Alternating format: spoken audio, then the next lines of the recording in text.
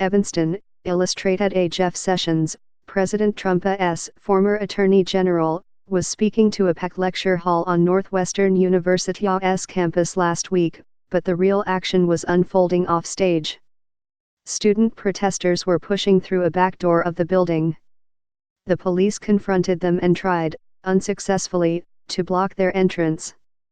Colin Boyle, a student photographer for the Daily Northwestern, the campus newspaper, captured it all.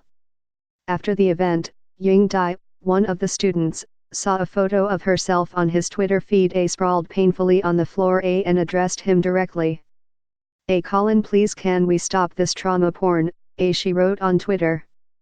I was on the ground being shoved and pushed hard by the police. You didn't have to intervene, but you also didn't have to put a camera in front of me top down. By the end of the night, Mr. Boyle had deleted the picture, and not long after, editors at the Daily Northwestern published a statement apologizing for their journalists having posted photographs of protesters on social media, and for using the school directory to attempt to contact students. The newspaper's response set off a national firestorm this week. Prominent professional journalists derided the apology and weighed in to note, often incredulously, that the Northwestern journalists had been doing some of the most basic, standard work that reporters have always done: watching public events, interviewing people, and describing what they saw. The Daily had an obligation to capture the event, both for the benefit of its current audience as well as for posterity. Charles Whitaker, Dean of Northwestern's highly acclaimed Medill Journalism School, said in a lengthy statement he issued as the debate roiled the journalism profession. The episode was the latest in a series of flare-ups on college campuses across the country, where shifting sensibilities and heightened criticism of the media have made the environment thornier for student journalists. In interviews, some student journalists said they had addressed the clashes by adhering to what they described as core tenets of a free press. Others said they found themselves struggling to meet two dueling goals: responding to the changing expectations of the students they cover, particularly from those on the political left, while upholding widely accepted standards of journalism. Nobody at this point quite knows how to do that, said Olivia Olander, 19, a sophomore who covered the Sessions speech for Northwestern News Network, a television channel on campus. Everybody is trying to figure out a solution and still be good journalists along the way. At a time when some say heightened sensitivities have become the norm on American campuses, it is not uncommon for college newspaper editors to be confronted by students who are upset at being photographed in a public place without being asked for their permission, who view receiving a text message or phone call from a reporter as an invasion of their privacy, and who expect journalists to help assuage their concerns that graphic images in a newspaper could cause trauma to readers.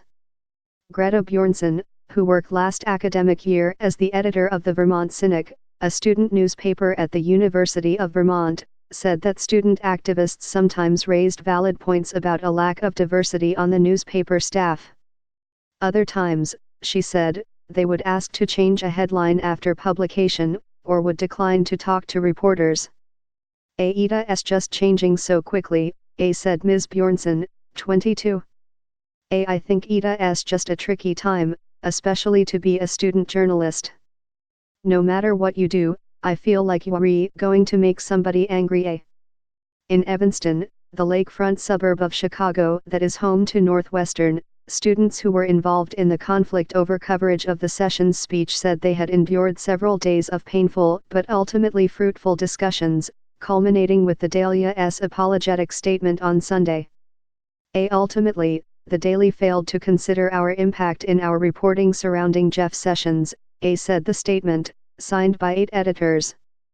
We know we hurt students that night, especially those who identify with marginalized groups. In an interview, Mr. Boyle, 21, the student photographer who deleted a photograph he had posted, said that while he supported the First Amendment, he did not intend to cause trauma to the people he photographed. There was definitely a lot of panic, Mr. Boyle, a senior majoring in journalism who grew up in Chicago, said of his reaction to being criticized. There was me being worried that I am hurting people with my coverage. Troy Clausen, the editor-in-chief of the Daily Northwestern, wrote on Twitter that he felt added pressure as only the third African-American student to hold the top position at the paper in its more than 135-year history. Being in this role and balancing our coverage and the role of this paper on campus with my racial identity, and knowing how our paper has historically failed students of color, and particularly black students, has been incredibly challenging to navigate, he wrote. Mr. Whitaker, the Medill dean, defended the Daily, but criticized the paper's decision to apologize.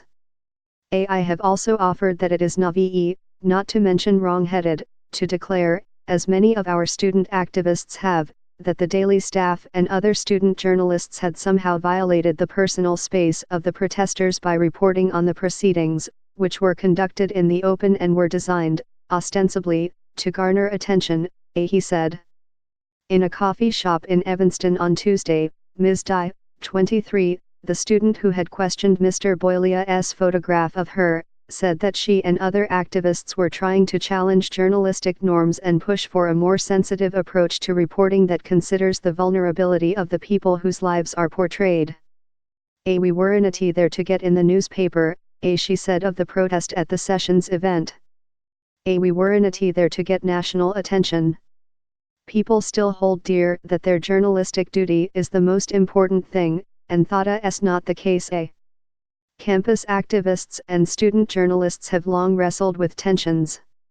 In 1990, students burned copies of the University Daily Kansan after an editor changed the publication's style for referring to African American students from a black A to a black A at the time. The change brought the newspaper in line with the style of the Associated Press, but it was seen as offensive by some on campus.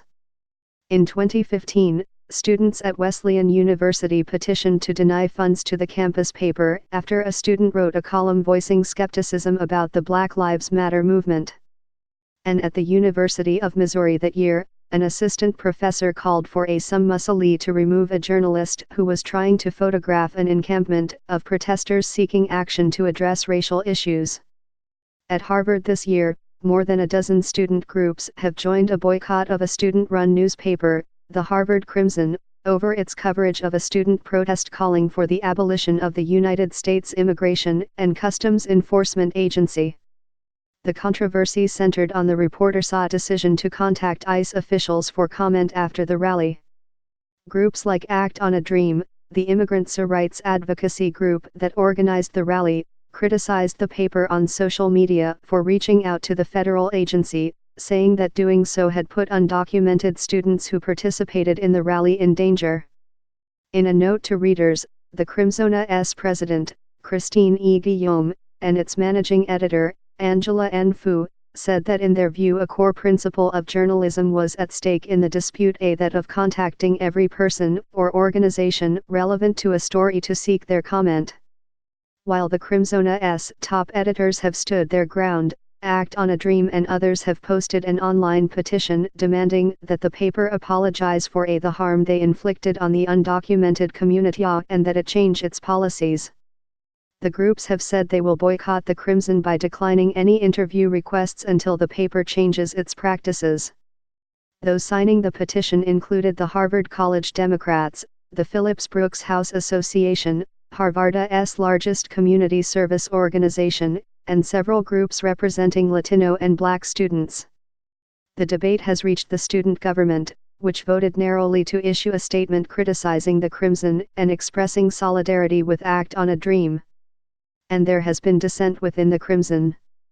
Danu Mutinayak, 21, a senior who is an illustrator at the paper, said in an interview, "We just internally want to see more done to address the concerns on campus and not uphold this quite cold front that we are a newspaper at the end of the day, and that is before anything else." She suggested that the era called for a different kind of journalism, particularly for student journalists. We can still be serious student journalists, but still have more empathy, she said. I think the question of empathetic journalism is, at least for us on the inside, what's at the heart of it.